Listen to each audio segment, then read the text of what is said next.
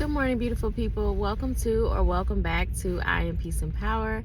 I am Salama Akalache Nanor, and today I want to talk about the importance of taking advantage of those slow and quiet moments throughout your day, and also basically creating them too if they don't just arrive for you.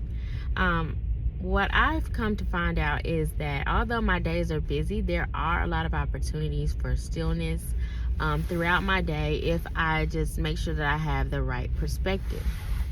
So, some of those opportunities are in between meetings. I work from home, so I may have meetings that require me to go on site sometimes, but for the most part, I can pick my location as to where I want to work. And in between those meetings, I may just pause and do a journal entry. I may pause and read a book. I may pause and take a nap. I may pause and go on a walk. It just depends. Sometimes I just want to sit and just be still. Um, so as busy moms and whomever you are listening to this, typically we're having a lot to do. We are watching these videos because we care about optimizing our lives mostly. We have a lot of things that we're trying to manage properly, and so typically there are going to be a lot of things going on. So taking those moments in between obligations is important. Um, Also, I have a dog, so I have to take my dog out to go use the restroom, and it's typically just me and the dog because nobody else really takes the dog out. So I'm taking him out. His name is Serrano, and we just go out.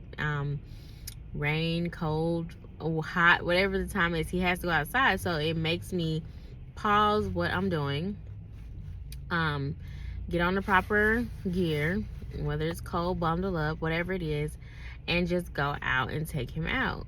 Sometimes it's not the most pleasant thing to do because I have to pause, but I've started to look at it as something that I appreciate because I have to pause. I have to pause whatever I'm doing and take him outside, and it's mandatory. So if you have a pet, taking your dog out whatever your pet is, taking your pet out to relieve themselves is also a break within your day. Also, I have really started to cherish my showers on a different level just because I look at it as a meditative experience now. I lock the door so that my children cannot come in. I lock the door, I may play some music, and I've just started to just really treat it as a cleansing moment beyond the obvious cleaning purposes, but also just cleaning my spirit and just letting it water just make me feel like I've reset a bit. So that has been extremely helpful. If you take bubble baths or just, salt baths, whatever your regimen is for hygiene, just be more intentional in that moment and make it a peaceful moment for yourself. Getting up early. So that is something that I had a good run with, and it was so amazing, y'all. It was hard to do just because I'm typically up late, which is not a good equation to get up early, not a good situation to get up early. But when I had a rhythm of going to bed at like 10 p.m. and getting up at 4:30, I had almost 2 hours of time to myself before anybody else woke up, and it was amazing. I had a routine where I would immediately put on workout clothes and go to my treadmill and work out. Then I would come in and shower, do my skincare routine and a light makeup like I have on now, and then I would make sure my bed is made and then sit on my reading pillow near my bed or in my chair in my bedroom and do a Bible study and a journal entry. And if I had time, I would read some affirmations.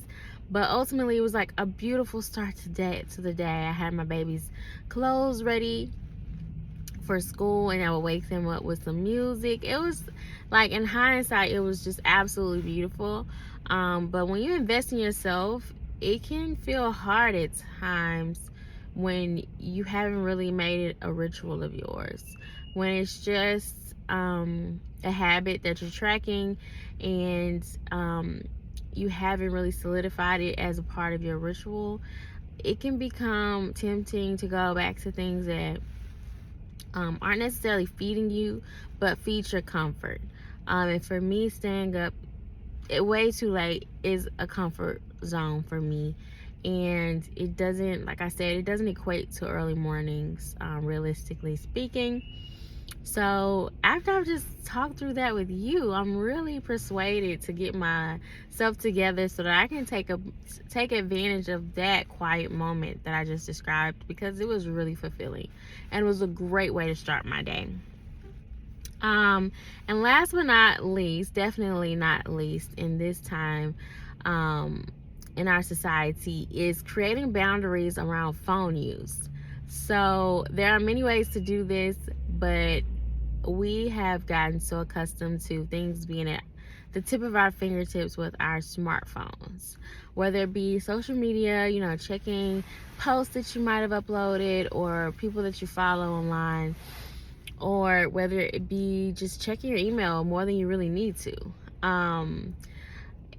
The phone is a great device to have access to. It can be a tool, it can be in a little office, away from the office. There's a lot of benefits to it. You can read your Bible app or whatever spiritual regimen you follow. You can have access to that at the tip of your finger. You can take notes. We could list a lot of the pros, but we could also list a lot of cons.